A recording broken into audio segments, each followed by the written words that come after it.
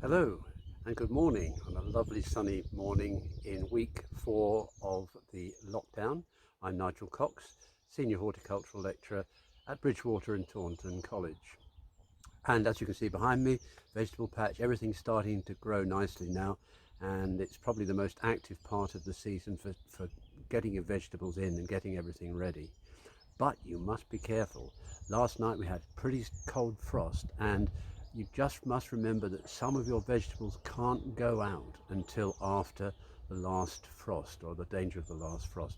So roughly the second week of May probably is about the time when you'll be able to do so. And before that, if you've been growing them in a greenhouse, then you need to make sure that they're hardened off. Taking them out, gradually getting them acclimatized to the outdoors, where they've had rather a cozy time up to then in a greenhouse or a propagator or something like that. And late frosts are a real problem for fruit trees, for example. If you've got pears, they flower very early in the season. And if you get a late frost, you'll end up with no pears. So if you happen to have a pear tree and you know there's going to be a late frost, then get some fleece or something, even newspaper or something like that, and cover it over just for the night. That'll just take the frost edge off the pears. Okay, so the rest of this video today, I'm going to go into my greenhouse, take you around and look at the seedlings that are coming on, and give you a few tips as to what you need to do now with those plants that are coming and growing very fast. Well, here we are at my greenhouse, and first of all, just down outside here in my make-do cold frame, I have various things growing. This one here is Salvia hispanica, which is actually the chia, and you can buy chia seed, which is very nutritious, full of omega-3. And it's a salvia, so it's very pretty, but it also gives you the seeds which you can eat in your cereals. Below that, Mizuna, that's ready for pricking out. I've grown individual Swedes in pots and modules with mustard red frills, sweet corn, and just here we have rocket.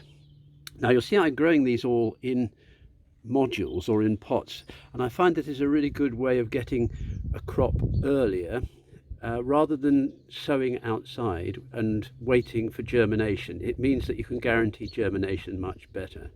And this equally applies also to onions. Here, this is Ailsa Craig. These are just about ready now to go out, and I find growing onions from seed, you produce just as large onions as from onion sets. I grow a bit of each.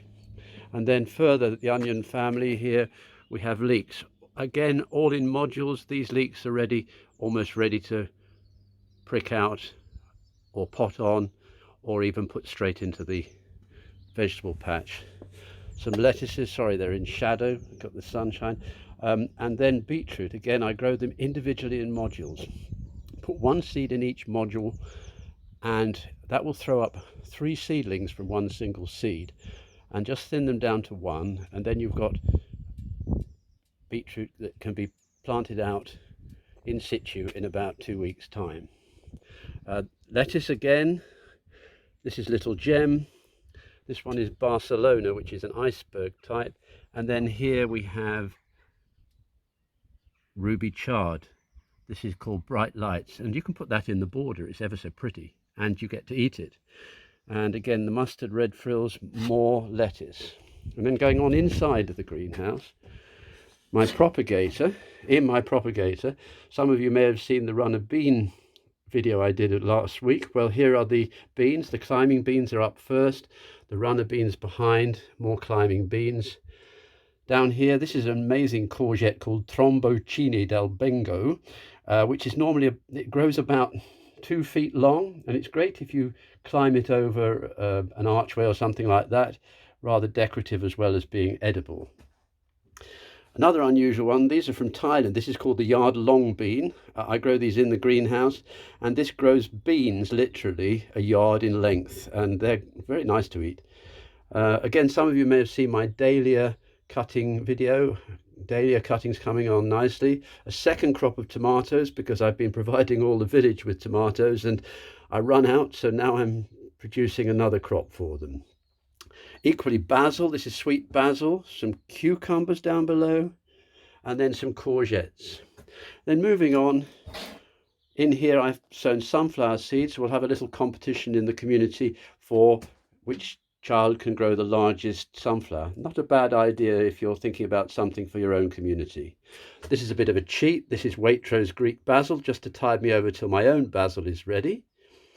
This one here, this is called the American hognut, Apios americana. Now this is part of a permaculture bed I'm growing, and you harvest the roots of this, but it's got fabulous flowers as well. And I'm told that you need to not eat too many of the roots at once, because they are rather like Jerusalem artichokes. They might give you a little wind. A few more seedlings here, cosmos. I've pricked out my basil. This is the sweet basil, so I've got lots of those. Cucumber plants have been pricked out. Here's some seed waiting to be pricked out. And lots of different basil. Thai basil, sweet basil, lettuce basil, Greek basil. And this is agretti, Agretti ruscana. Agretti is like a sort of terrestrial samphire, really nice in salads and really quite trendy. I have my beans, my yard-long beans already put in. And over here, tomatoes, all growing nicely now and soon be ready to put into the border or into the bed. And finally, I have some zinnia seedlings, which I pricked out last night.